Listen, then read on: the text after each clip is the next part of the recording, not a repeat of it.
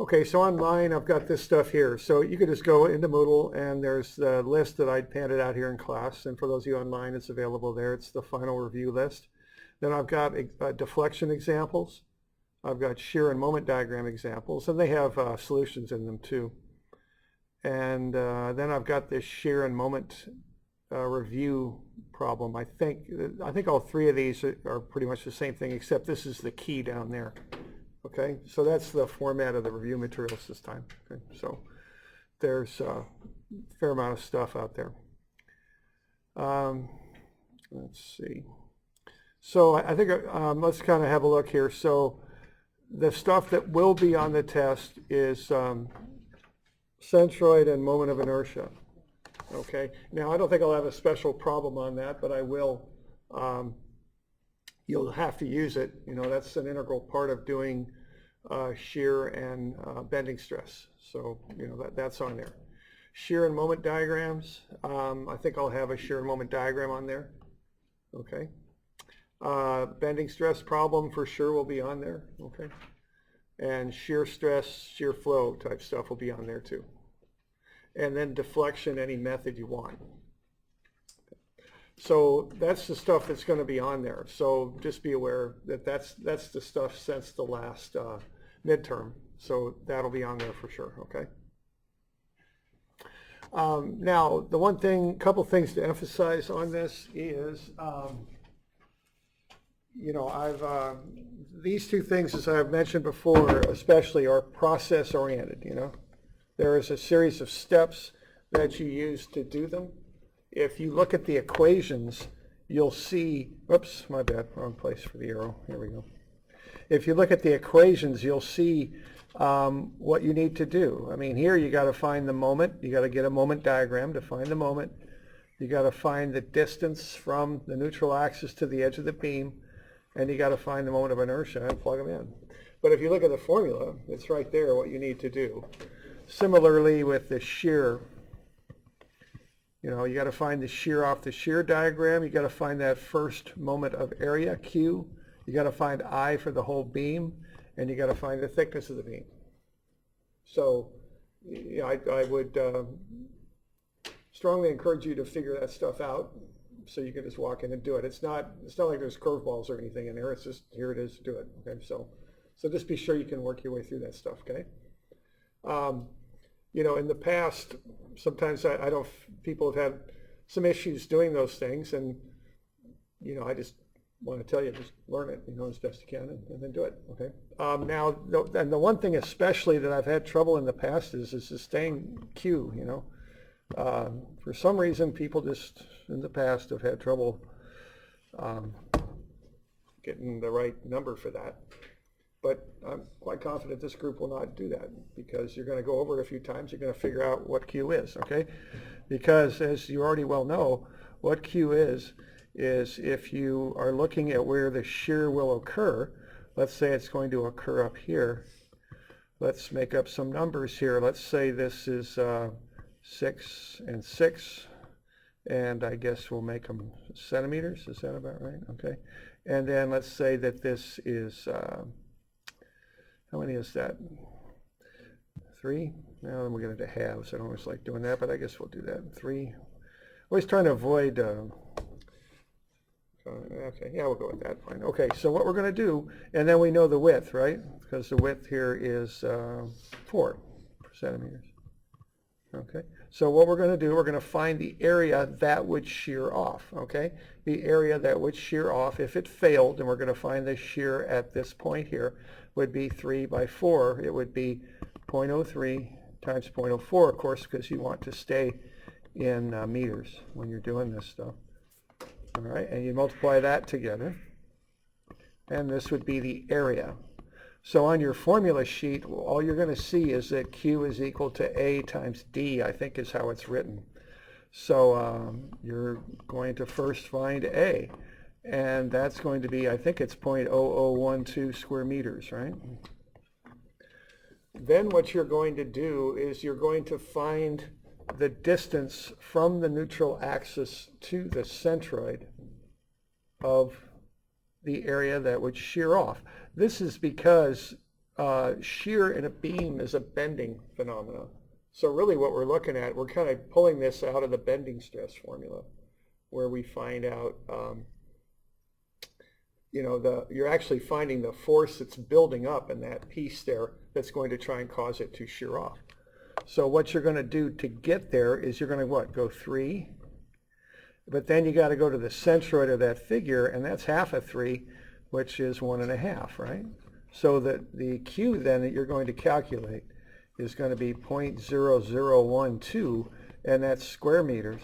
That's the area, and then times 0.045 meters, which is the distance from the neutral axis to the centroid. And then you're going to multiply those two out, and you're going to get 48, and half of that is 54, and we're going to add 2 zeros. Is that right? 4 zeros? Maybe? Maybe not? 4 zeros. Okay, thanks. And it's meters to the 3, okay? So that's how you're going to find that. Not too bad, eh? But just remember what this stuff means, okay? So any questions on that?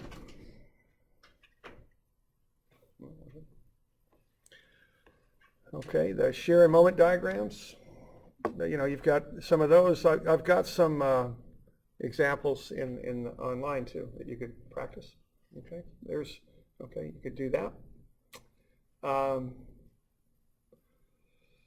Centroid and moment of inertia, that's fairly straightforward. The deflection, that can be a little tricky, I know, but just have a look at the homework that we went over.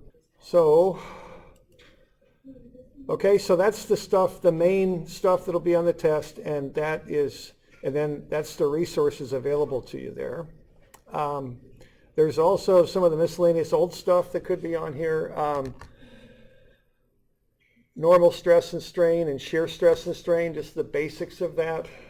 We went through that one example in the book that was on, my memory says page 200, but I'm not entirely positive on that. But something like that, just the basics of shear and normal stress and how they're different. You all remember doing that? So we're normal stress and strain, shear stress and strain. We went through a little bit of an example with a block, and we had it loaded in 2 different ways, and we found the stress and deformation and all that of it. 200? Okay, so something like that. Just the basics of what shear and normal stress are. Modulus elasticity, which is the straight line on the graph. Biaxial stress, any method you like. So I won't force you to use Morse circle. You could do whatever you like. Remember that the reference angles from the vertical, right? Hooke's law, which is just basically going biaxial stress to biaxial strain and vice versa. And then just some basic torsion. All right, I might also have some short answer questions. I've done that in the past, just how things fail and what they look like when they fail, like what a shear failure would look like. Or I think I had one of those on the first midterm. Yeah, question. Can you go over problem, I think it was 14 you went over the other day, where I asked you about the oh, no, I didn't get to that. Sheet. We're just going to go with it. There's obviously an error in there, but I don't know. Okay, so will you give us a different sheet on the final day then? Or? I'll give you a sheet that is quite workable and you'll be able to use it. So just whatever formulas on there we use. Yeah, I'll just leave it at that for now. But yeah, there's obviously some of this with that, but yeah, just look through that. Okay. Yeah, I had a little bit of an error on that formula sheet as well, but we'll get that fixed before the final. Where was it at?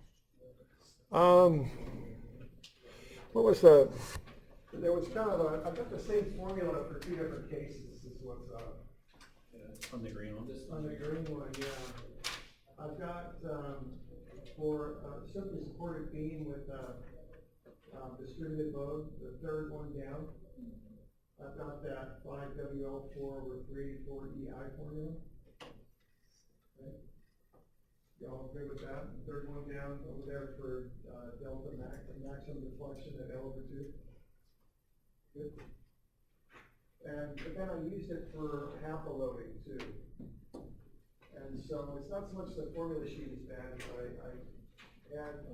if I incorrectly used a formula on one of the examples.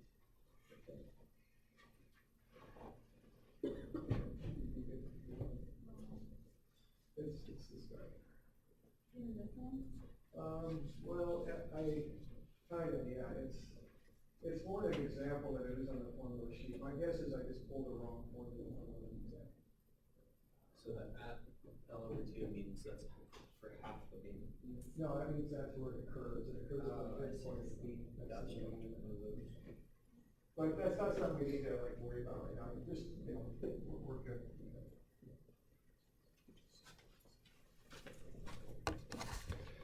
Okay. Okay, just some, I know y'all are going off to OSU, so just a few little notes on that. Just be aware of kind of what you're getting yourself into. The first notice, the thing on the bottom, LBCC students do just as well as OSU students, okay? Or even a little better, okay? So that's the bottom line. But there are a few things you should know. It's a different place.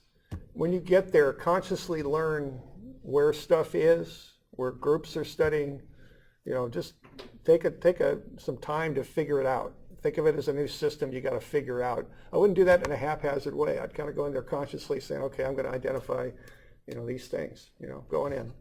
Because you're going to be kind of the, new people on the block, so to speak. Okay, the class sizes, depending on your major, might be larger, right? You're going to have, for you, it's more independent learning, okay? You got to find a good group, really, is probably the best, most common solution to this issue. You have to rely on other people to help you fill you in on things. So find a good group, okay? Don't find a group that's, so can get a little gossipy and they get their stuff going on. Get out of that, okay? You don't got no time for that, okay? Find a good group if you can and work with it, okay?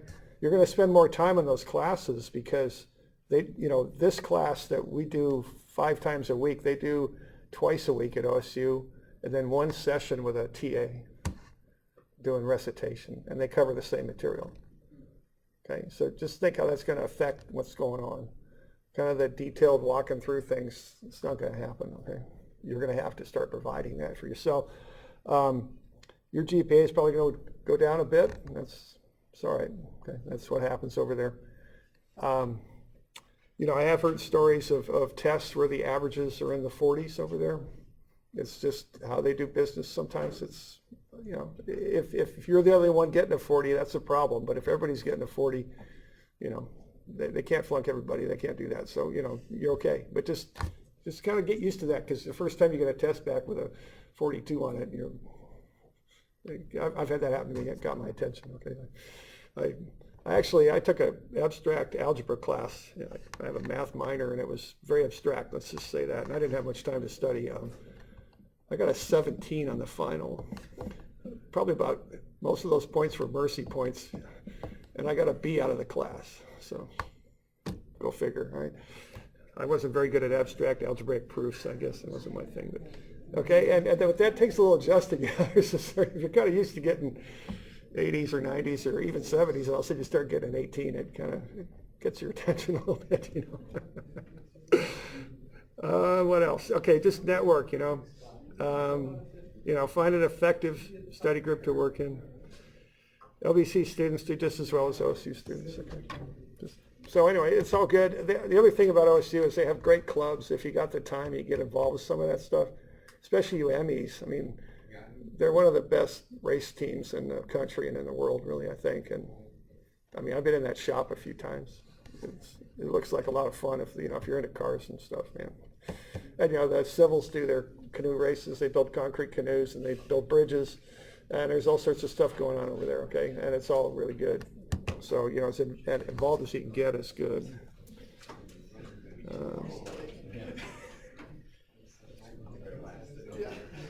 Okay. I don't know, anything else? Any other questions? It's Tuesday at 2:30 is when we're planning to do this. Okay. I'll be around a bit Monday if anything comes up. All right. We good?